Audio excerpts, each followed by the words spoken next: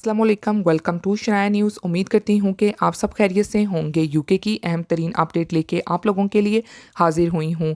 England home office की जानिब से बीआरपी कार्ड को लेके बहुत ही अहम फैसला जारी हुआ है। जैसा कि जो लोग इंग्लैंड से बाहर हैं और उनके पास बीआरपी कार्ड है तो उनके लिए बहुत ही ख़ास ऐलान आया है। और मज़ीद 10 ईयर रूट वालों के लिए नए इमिग्रेशन रूल के मुताबिक अब उनकी एप्लीकेशन के चांसेस बहुत ज़्यादा अच्छे आ सकते हैं।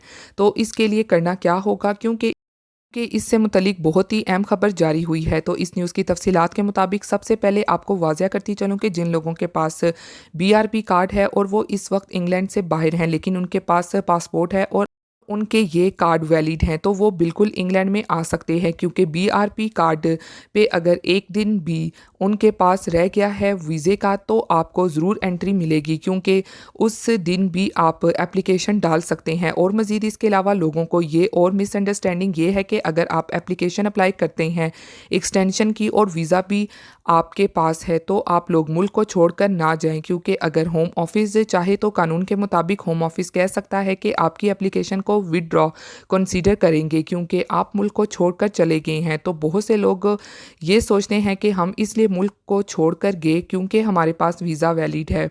तो इसका बड़ा लॉस आपको ये होगा कि अगर आप indefinite leave to remain application डालते हैं और आप मुल्क छोड़कर चले जाते हैं, शायद इस वजह से गए हों कि आपके पास दूसरा कोई वैलिड वीज़ा है, तो होम ऑफिस कानून के मुताबिक इस एप्लीकेशन को विदड्रॉ कंसीडर करेगा। तो इसलिए इन चीज़ों का ख़ास ख्याल रखिए। और मज़ीद अब आपको बताती चलूँ कि जब भी अगर आप अपने किसी स्पाउस को इंग्लैंड में लाते हैं तो उनके वीज़े टाइम से एक्सटेंड करते रहिए, क्योंकि समटाइम्स हालात ऐसे हो जाते हैं फाइनेंशियल तौर पे या फिर कोई और मसले बन जाते हैं जिससे आपका स्पाउस ओवरस्टे हो जाता है। क्योंकि जब कोई ओवरस्टे हो जाए और आप फिर उनका स्पाउस वीज़ा अप्लाई करते हैं तो फिर आपको एक्सेप्टेशन में से एक चीज़ पे रियल करना पड़ता है, जिसमें सबसे आसान एक्सेप्टेशन ये होती है कि आपके पेरेंट रिलेशन क्वालिफाइड चाइल्ड के साथ है। और क्वालिफाइड चाइल्ड वो होता है जिसको इस मुल्क में यानी कि इंग्लैंड में 7 साल हो चुके हों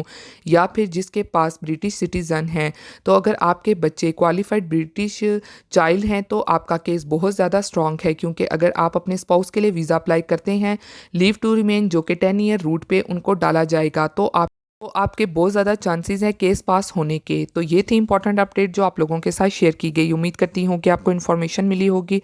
फिर मिलती हूँ लेटेस्ट अपडेट में। आप सब अपना बहुत ख्याल रखिएगा। Thank you. खुदा हाफिज़।